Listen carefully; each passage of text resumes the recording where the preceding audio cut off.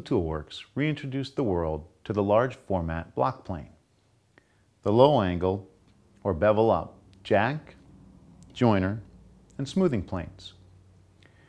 These planes are unusual in that they have the overall function of a bench plane, but the operational functions of a block plane. The original Stanleys were never in very large supply. In 1989, we released a much improved version of the number 62 low-angle jack plane, which has become one of our most popular planes.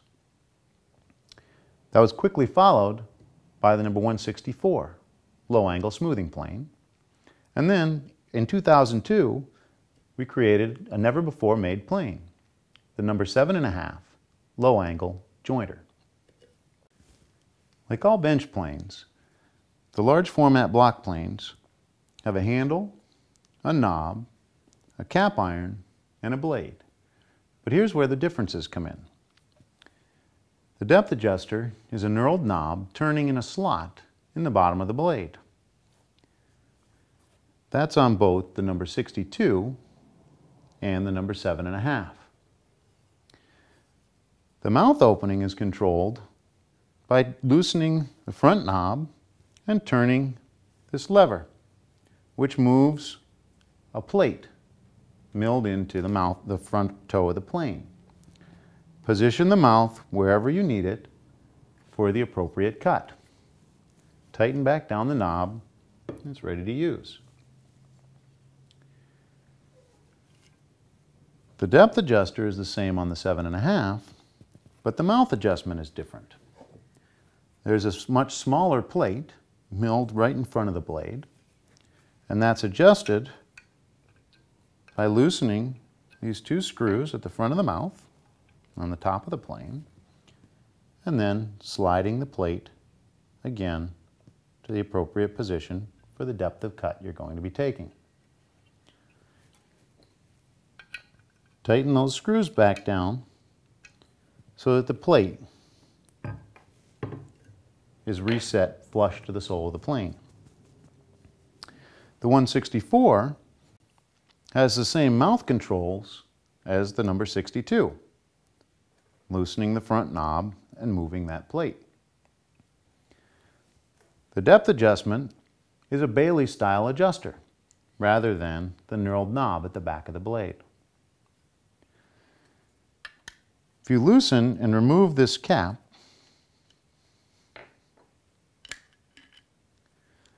you'll find a slot in a plate mounted on the blade. This plate is similar in function to a chip breaker.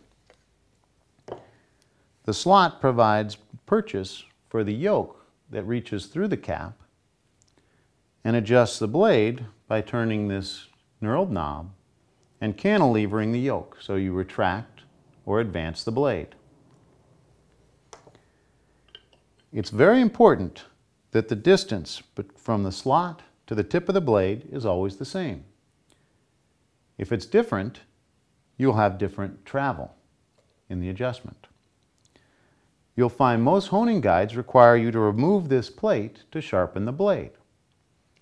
But even if you're sharpening freehand, you'll periodically have to reposition the plate because every time you sharpen a blade, you shorten it slightly, therefore changing the distance between the tip of the blade and the slot. A simple way to be able to recreate this spacing is the first time you take the blade out of the tool, give yourself a mark on a scrap piece of material.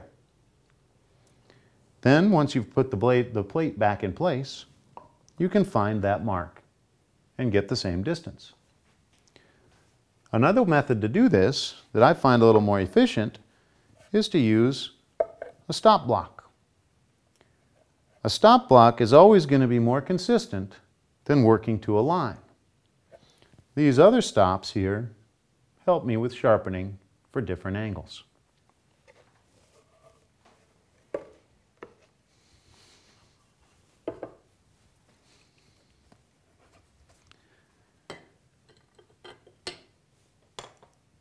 Now with the blade back in the tool,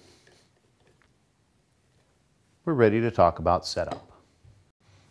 One of the advantages of the large format block planes is that the adjustments are very simple.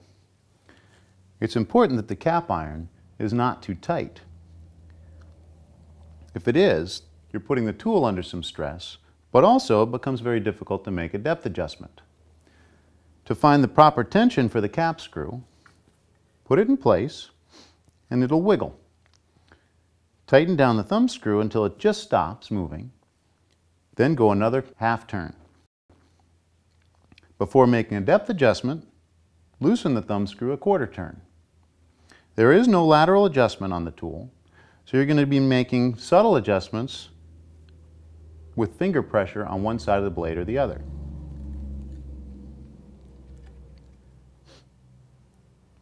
Bring the blade out until you can see it clearly. If it looks out of parallel, press on the side of the blade that's protruding more. Back the blade down in. When the blade begins to just disappear, you're very close to a cutting depth.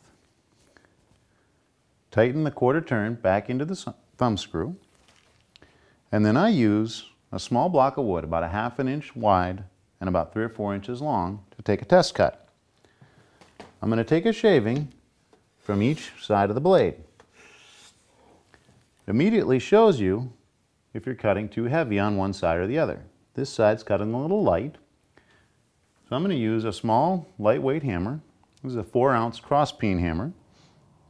And I'll tap on the side of the blade that's cutting heavy.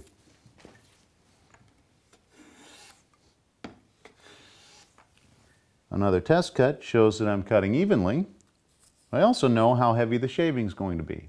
If that's an appropriate cutting depth, adjust the mouth opening so that that shaving will just clear through.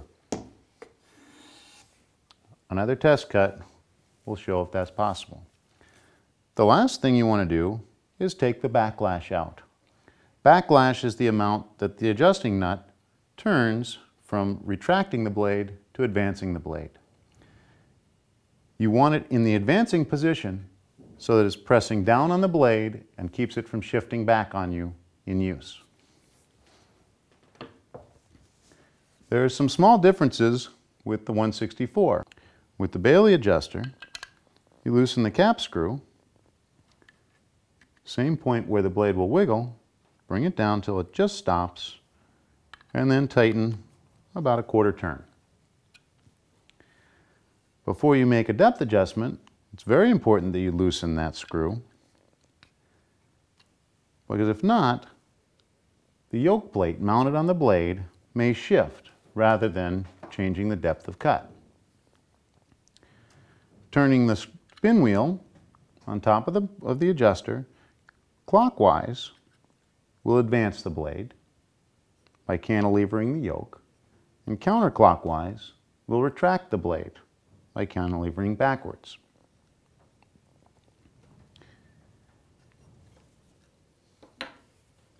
Bring the blade out till you can see it clearly, and then back it down in.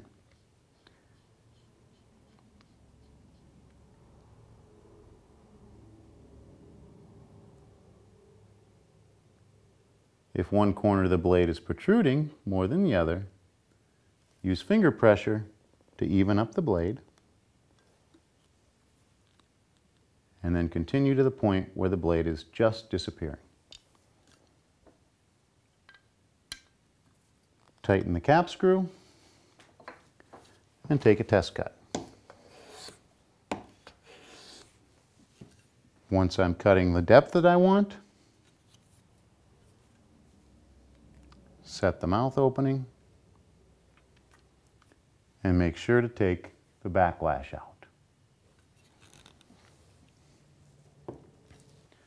The available options for blades and different styles of blades make these planes especially versatile.